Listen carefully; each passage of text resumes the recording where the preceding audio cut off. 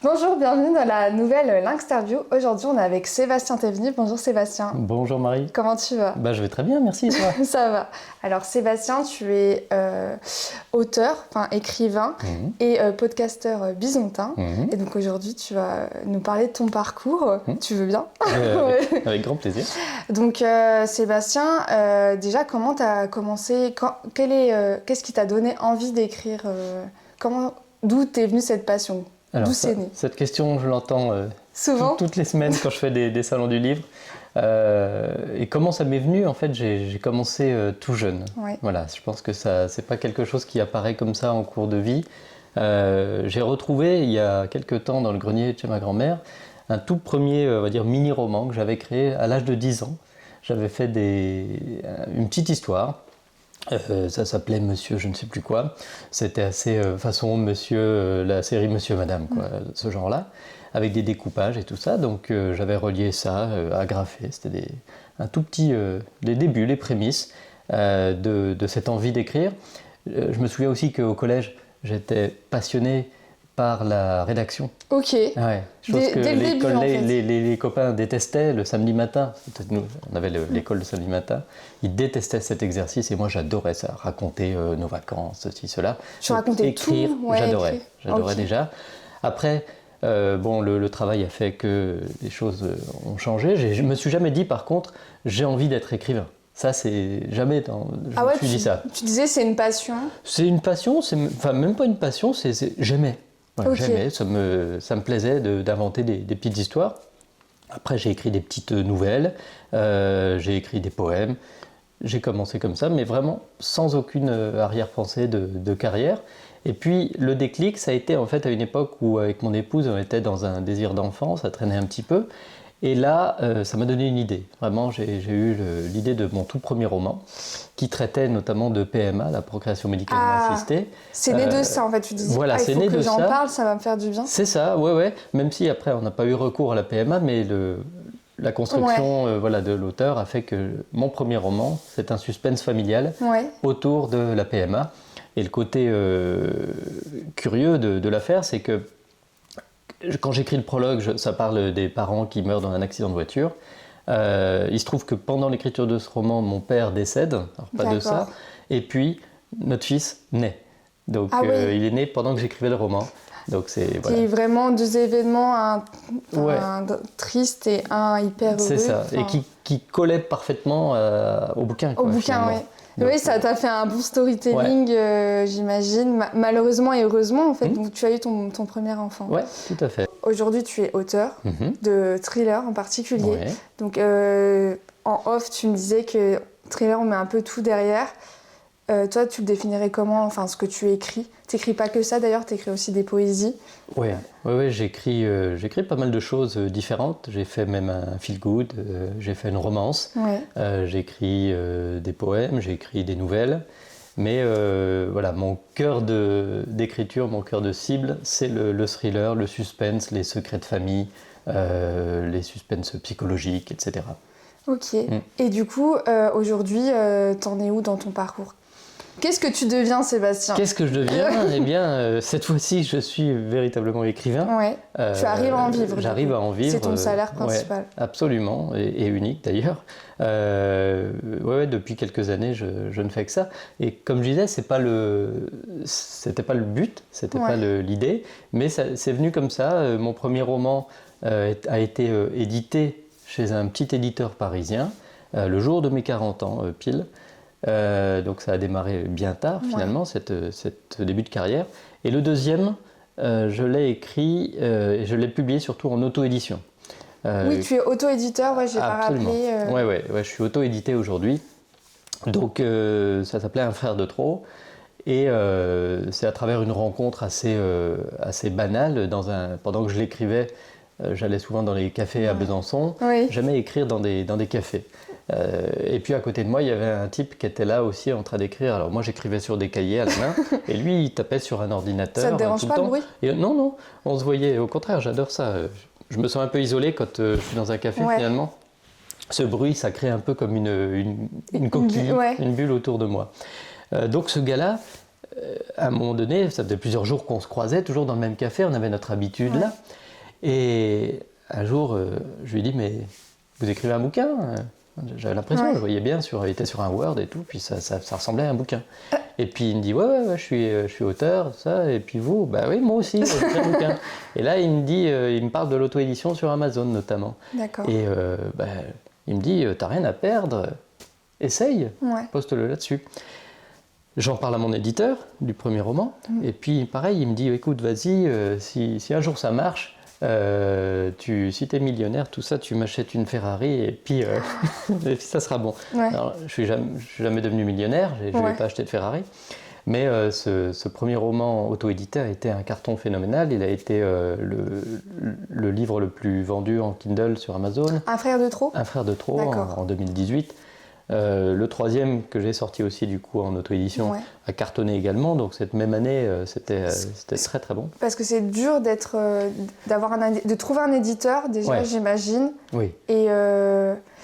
Et quand on est auto-éditeur, c'est pas trop dur d'en vivre, ou il faut vraiment que les livres marchent, quoi? Ouais, il faut vraiment que ça marche. Il y a des milliers de personnes qui écrivent et qui s'auto-éditent, parce qu'effectivement, les éditeurs ne peuvent pas prendre tout le monde, bien entendu.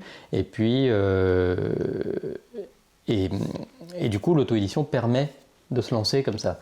Mais c'est pas parce qu'on va lancer son livre sur Amazon qu'il va forcément marcher. Évidemment, il y a beaucoup plus de déçus que de personnes qui ont du succès. Donc moi, ça a très bien marché, je ne sais pas m'expliquer pourquoi. Le titre, la couverture, le bouche à oreille, les réseaux sociaux, etc., ça a très bien fonctionné. Et c'est ça qui a lancé ma carrière d'écrivain à proprement parler, sachant que derrière, comme j'ai été le numéro 1 des ventes, j'ai les éditeurs qui m'ont appelé. Ils m'ont appelé. J'ai eu des coups de fil d'Albin Michel Lafon, etc. Donc des gros éditeurs. Voyant que ça marchait, des éditeurs à qui, curieusement, j'avais envoyé mon roman quelques mois plus tôt et qui m'avaient répondu que ça ne rentrait pas dans leur ligne éditoriale, blablabla. Et là, ils m'appellent. Bon, finalement, j'ai signé avec Michel Lafon. D'accord. L'année d'après, 2019. Et ça a été un peu... Il est connu, lui. Hein. Ah oui. Ça a été un peu une déception parce que finalement, ils n'ont pas fait grand-chose, à vrai dire. Ils en ont vendu 800 en 1 an et demi, quand moi, tout seul en auto-édition de ce même livre, j'en avais fait 35 000. Est-ce que tu peux rappeler quand même la différence entre l'édition et l'auto-édition pour ceux qui ne sauraient pas? De manière très simple, quand on est en auto-édition, on fait tout, de A à Z. On occupe finalement tous les postes de l'édition traditionnelle. La seule différence, concrètement, c'est que dans l'édition, il y a un camembert où tout le monde prend sa part. Il y a l'éditeur qui prend sa part, comme Michel Lafon par exemple. Il y a le diffuseur, le distributeur, le libraire, etc. Ce qui fait que, grosso modo, ces gens-là prennent... L'imprimeur, j'ai oublié. Ces gens-là prennent 90% de la galette et il reste 10%, parfois que 8%, à l'auteur. Donc il faut savoir que l'auteur, c'est celui qui gagne le moins sur son livre. Ah oui, c'est lui qui est en dernier, on donne l'argent, quoi. C'est génial. Dernière part. C'est lui qui fait le boulot quand même d'écriture et il touche que 8% du bouquin. L'éditeur va toucher 30, le libraire 30, le distributeur 30 aussi, et voilà, on arrive à la galette. Donc, la grande différence, c'est ça, finalement, parce qu'après, s'il y a une autre grande différence aussi, c'est que l'auto-édition, on a quand même du mal à être en librairie, parce que le libraire, du coup, il se dit « Oh, c'est édité par Amazon, c'est mon concurrent, c'est le grand démon, etc. Donc, je ne veux pas d'auto-éditer dans ma librairie. Je peux le comprendre. Au niveau des thrillers, donc là, tu t'inspires seulement, parce que du coup, les thrillers, c'est des meurtres, la plupart du temps, qu'il faut résoudre au fur et à mesure du livre. Tu t'inspires quand même de ce qui t'entoure, généralement. Non, je commets des meurtres que je raconte ensuite. Oui, c'est bien ça, c'est ce qui me semblait. J'ai appelé la police. C'est plus facile. Non, mais sérieusement, d'ailleurs, il y a un Japonais qui avait fait ça. Ce Japonais, ce Japonais a tué des gens et puis ça lui permettait ensuite de raconter ses crimes. Mais non, je te rassure, j'ai jamais tué personne. Et voilà, après... Oui, il y a forcément un crime dans le thriller, il y a forcément quelqu'un de menaçant. En fait, le thriller, c'est un un roman qui va être angoissant, où il y a du mystère, autour d'un danger, effectivement, concret. Ouais. Mais tu t'inspires de quoi pour les écrire?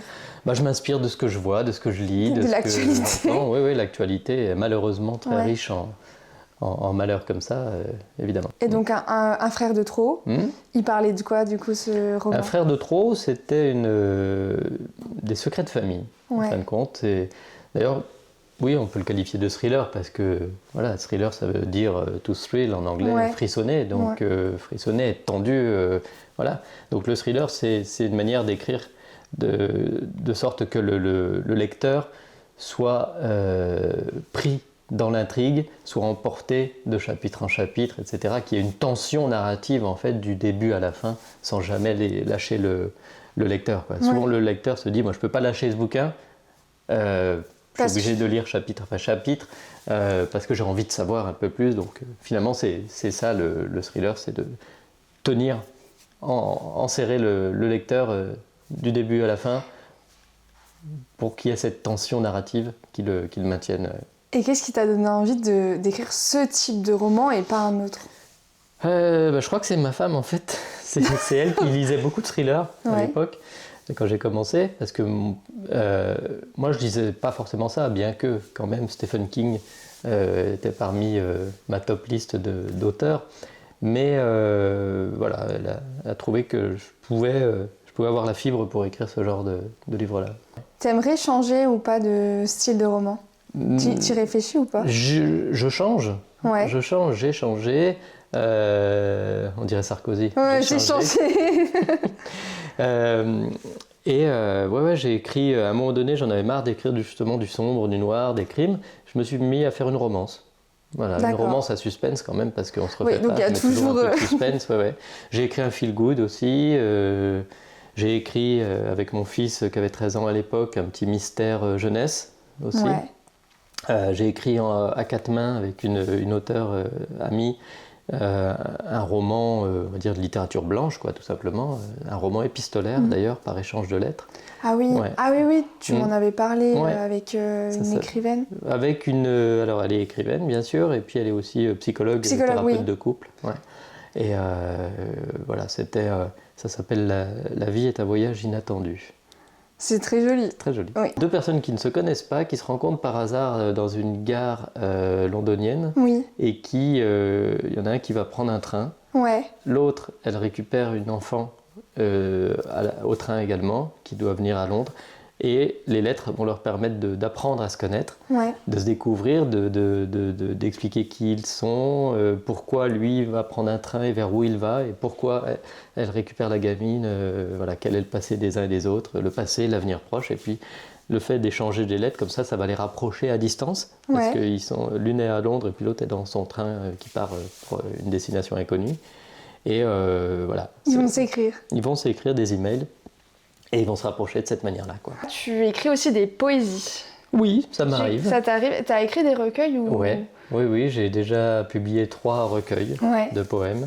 Alors c'est un exercice très différent, évidemment. Et je pense que ça me... Alors j'en écris moins maintenant. J'ai aussi manque de temps.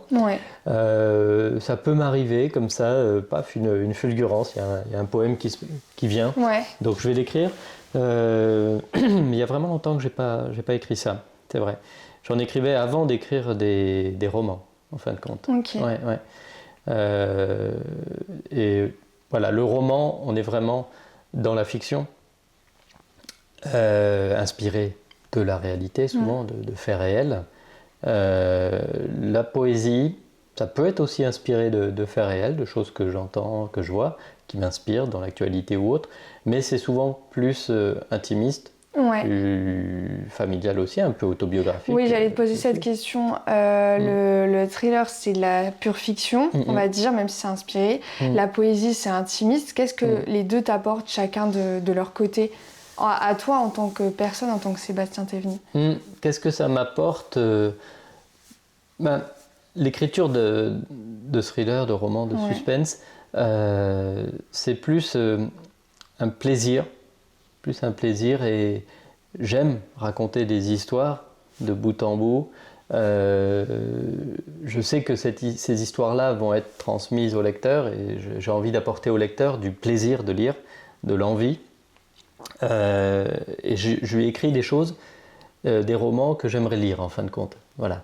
Moi, je prends plaisir à les écrire également. Ouais. La poésie, c'est plus quelque chose qui va sortir de l'intérieur. On est plus que dans quelque chose de profond et vraiment d'intimiste. Tu te livres un peu? Alors oui, je me livre. Ouais, tout à fait, je me livre. Je me suis livré beaucoup dans certains poèmes où je vais raconter par exemple la mort de mon père, quelque chose de très fort. C'est un aspect thérapeutique. Thérapeutique. C'est un peu fort comme mot. Ouais, j'ai toujours du mal avec ça. Les gens qui disent moi j'écris avec mon sang ou j'écris pour soulager ma conscience, mon âme, etc. Je veux bien le croire chez certaines personnes. Ouais. Moi, c'est pas le cas. C'est juste à un moment donné un besoin, une petite boule au ventre qu'on a là, et puis pouf, on veut la faire sortir. Et dans ces cas-là, ça sortira mieux sur un poème que sur un roman. Ouais. Il y a aussi des gens qui vont écrire des romans entiers pour exorciser quelque chose qu'ils ont en eux. Ouais. C'est vrai. Quand tu dis que ça, tu comprends pas, c'est que, par exemple, là, tu dis quand même que toi aussi, ça te le fait, cette sensation de vouloir écrire. Oui, mais c'est pas vital. Je veux dire, si je l'écris pas, c'est pas grave. Ouais. Voilà. Ok. Il y en a certains qui écrivent les choses comme ça pour vraiment les exorciser, en parler, partager leur expérience négative, bien entendu, dans ce cas-là. Je pense par exemple à des gens qui vont écrire un roman parce qu'ils ont souffert d'un conjoint pervers narcissique, par exemple, ou de harcèlement, ou voilà, des choses comme ça. Ils ont besoin d'écrire ça pour se faire du bien. Moi, c'est pas le cas. C'est juste, paf, une bulle qui éclate, mais si elle éclate pas de cette manière, c'est pas grave. J'ai rien. Oui, t'arrives à gérer, quoi. Oui, j'arrive à gérer. Tu vas pas. Pas besoin de psy ou quoi. Non, ça va. Et dans tout ton parcours d'écrivain, d'auto-éditeur, du coup, tu as dû rencontrer pas mal de monde. Quelle est la rencontre qui t'a le plus marqué, si tu veux en dire une, et nous dire qui c'est, nous expliquer pourquoi? Ah oui, il y a beaucoup de rencontres, même des fois sur des salons du livre avec certains lecteurs.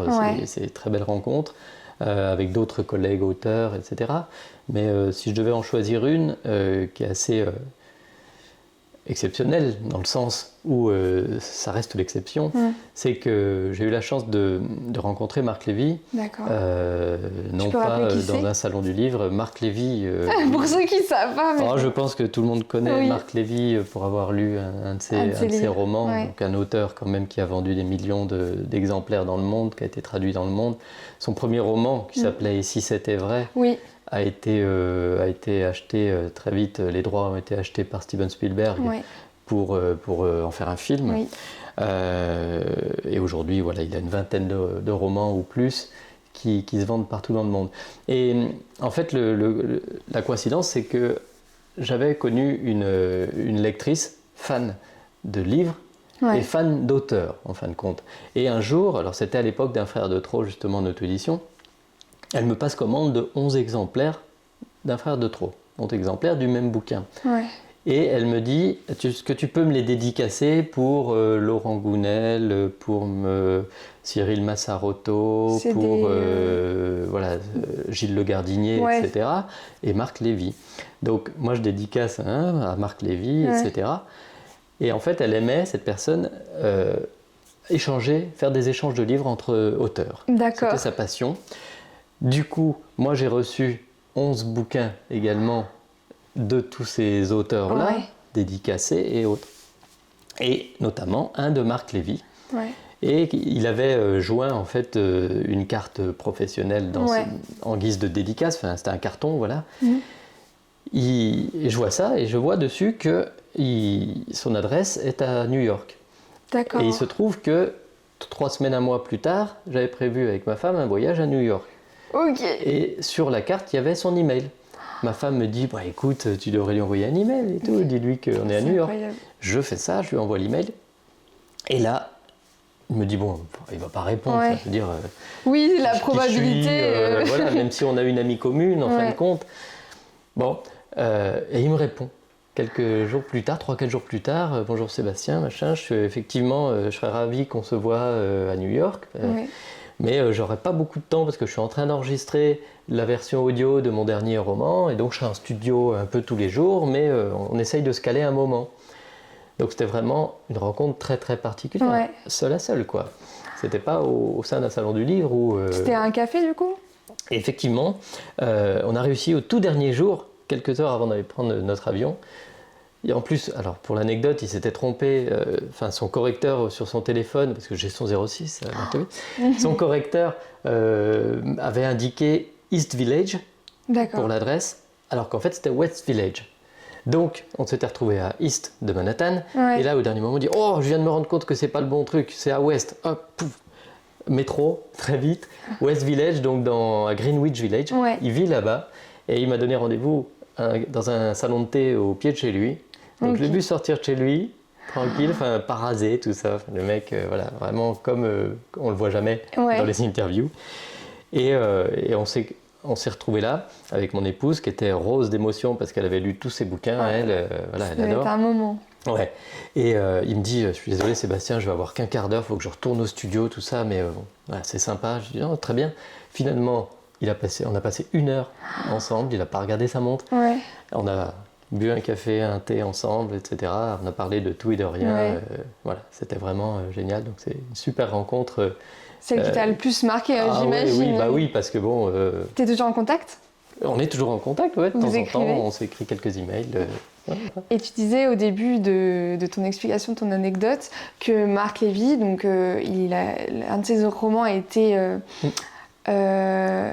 mis en film. Tout à fait. Voilà. Ouais. Est-ce que toi, ça te dirait qu'un jour, il y ait une production de ciné qui dise « J'aimerais adapter votre livre en film ». Bien sûr, bien sûr. D'autant que la plupart de mes lecteurs me disent « Mais vos bouquins, j'ai l'impression de voir un film. Ouais. J'ai l'impression de voir une série. Et c'est vrai que j'ai une écriture assez filmique. Ouais. À la fac, j'ai étudié un peu le cinéma. Donc, je suis passionné de cinéma. Et je pense que c'est presque des scénarios, mes bouquins. C'est très visuel. J'ai même eu, j'ai un de mes livres qui a remporté un prix en 2020. C'était le prix Amazon Prime Video. J'étais lauréat mondial de ce prix-là. Ok. Et j'ai signé avec eux une option d'adaptation audiovisuelle avec un contrat Amazon Studio à Los Angeles. Ouais. Donc l'idée c'était, comme j'étais le vainqueur de ce prix mondial, le but c'était de le transformer en film ou en série sur la plateforme Prime Video d'Amazon. Finalement ça s'est jamais fait. Ils ont abandonné l'idée, mais voilà, j'étais pas loin d'avoir cette transformation-là. J'ai une autre fois été contacté par des boîtes de production en France qui travaillaient pour France 2, France 3. Ça s'est pas fait non plus. Le monde de la télé et du cinéma, c'est encore plus compliqué que le monde de l'édition qui est déjà bien. Ouais. Et c'est dû à quoi que ça se faisait pas pour France Télé? Souvent, en fait, j'en ai parlé avec un autre de mes copains, c'est René Manzor. Je ne sais pas si tu connais. Non. René Manzor, il est aujourd'hui écrivain, mais il reste aussi cinéaste, réalisateur.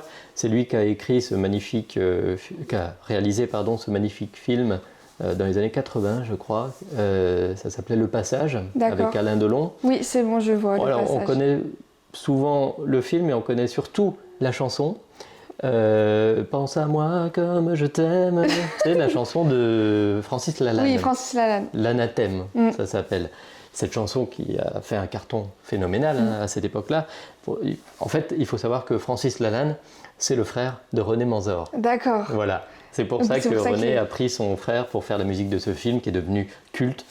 La musique et puis le film aussi. Et tout ça avec Alain Delon, etc. Donc, pourquoi je dis ça? Oui, c'est parce que René me dit, lui, il a souvent aussi des options audiovisuelles qui sont achetées à droite à gauche. Et il me dit, c'est très fréquent dans le métier. Les producteurs posent une option sur le film pour dire ok, on le met de côté, on se garde l'opportunité, la chance de le produire, mais on ne le fera pas forcément. Mais on met l'option pour éviter qu'une autre maison de production prenne l'option, tout simplement. Donc ça se fait, c'est très courant dans ce domaine. Il y a plein d'options de poser, et puis sur 10 options qu'ils vont faire, ils vont en garder qu'un, par exemple. D'accord. Mais René me disait, c'est cool, hein, l'option, de toute façon, elle est payée, Oui. il paye le truc. Donc il dit, j'ai des dizaines d'options, moi, sur des scénarios et autres, mais qui se font jamais. Mais ça finit par aller, ça finit par être sympa quand même, quoi. Et quel livre tu aimerais qu'il soit adapté? Si tu devais choisir un livre qui soit adapté, eh bien, ce serait, pareil, ça rejoint les commentaires de mes lecteurs, ça serait ma série. J'ai une série de livres, oui. Karen Blackstone. Cette série, en fait, tourne autour de cold case, les affaires, les crimes non élucidés, les disparitions aussi non élucidées. Et ça, je pense que ça serait formidable en film, voire en série, aujourd'hui sur des plateformes comme Netflix, Prime Video ou autres. Et donc tu appelles à ce qu'on vienne te voir? Ah, j'appelle, j'appelle tous les producteurs de France et de Navarre ou internationaux. Si Steven Spielberg veut faire comme avec Marc Lévy, me passer un coup de fil. D'autant que ces romans-là sont traduits en anglais, donc ils sont disponibles. Tu fais appel à quelqu'un pour... Après, concrètement, clairement, dans le métier de la télévision et du cinéma, ils lisent très peu de romans, ils lisent surtout des scénarios. Ouais. Des scénarios, des synopsis. Donc il faudrait l'adapter. Il faudrait l'adapter déjà en synopsis et en scénario, parce qu'ils veulent avoir très vite, paf, quelques pages. On se rend compte très vite si on prend ou si on ne prend pas. Et ensuite, le cas échéant, ils lisent quand même le bouquin pour... Donc faire appel à quelqu'un qui puisse la réadapter. Ouais, c'est ça.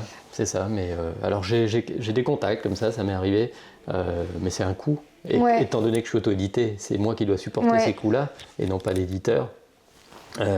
Donc il peut y en avoir pour 8 000 €, voire 15 000 pour transformer un bouquin en scénario. Ouais. Tout ce que tu écris, qu'est-ce qui ressort le plus quand tu rencontres tes lecteurs? De quels sentiments ils ressentent? Le plaisir. Le plaisir? Ouais, le plaisir. C'est que mes thrillers ne sont pas seulement des enquêtes criminels. Au contraire, j'y mets beaucoup d'humain.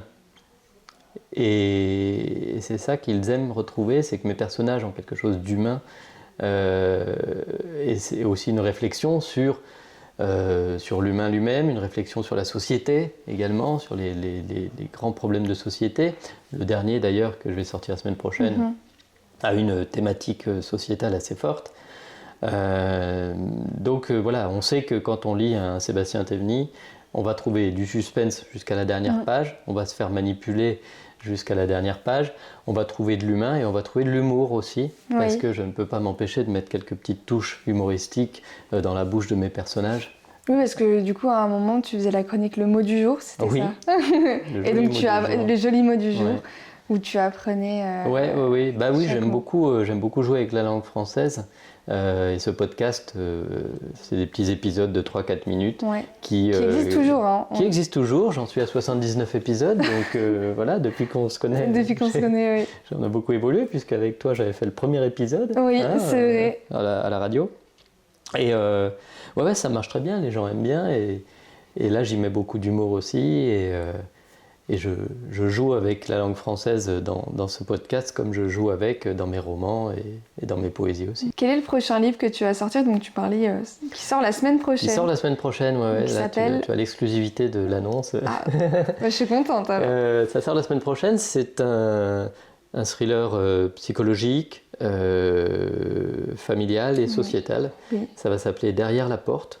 Ok. Voilà, c'est l'histoire d'un vieux monsieur qui est, pas si vieux que ça d'ailleurs, mais qui est surtout malade, atteint d'une maladie neurodégénérative. Et il a besoin d'une assistante, d'une auxiliaire de vie à demeure.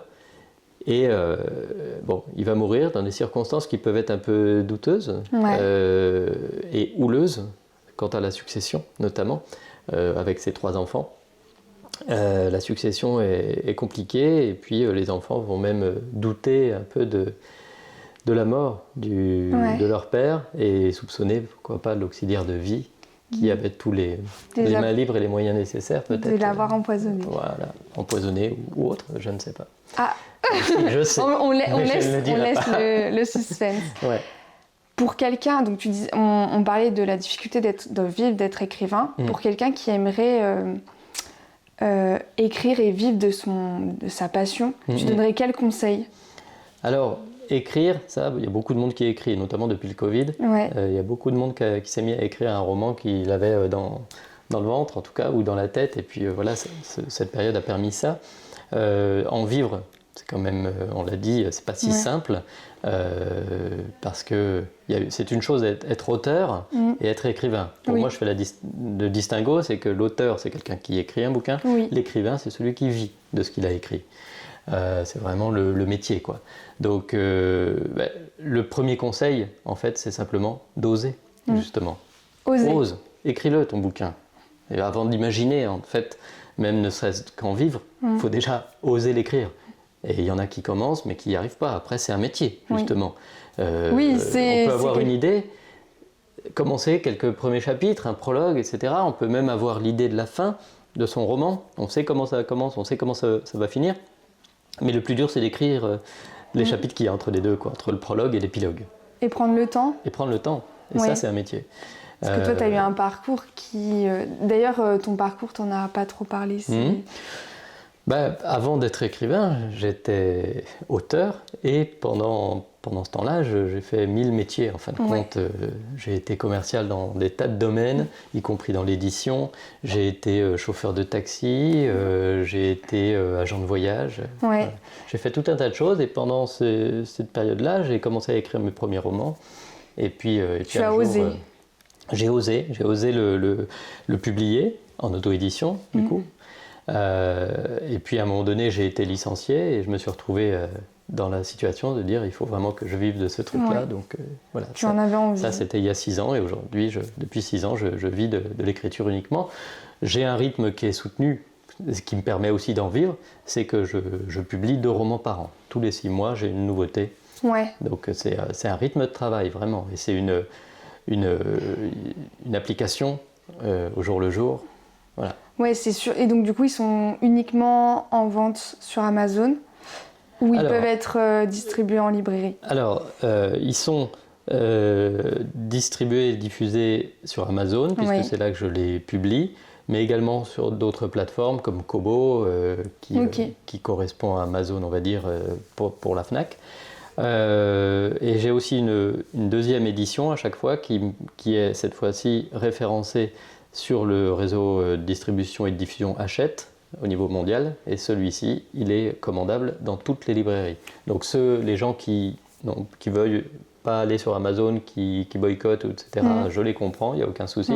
Ils peuvent se procurer mes bouquins chez leur libraire favori, sans aucun problème. Et j'ai une boutique internet, mon site internet sebastientevny.fr, sur lequel ils peuvent aller commander les ouvrages papier dédicacés cette fois-ci. Voilà. Et on rappelle donc ton prochain roman thriller, Derrière la porte, qui sort la semaine prochaine. Il y a une date fixe? Le 14 novembre. Le 14 novembre. Voilà. On a hâte de le lire. Merci beaucoup Sébastien. Merci Marie.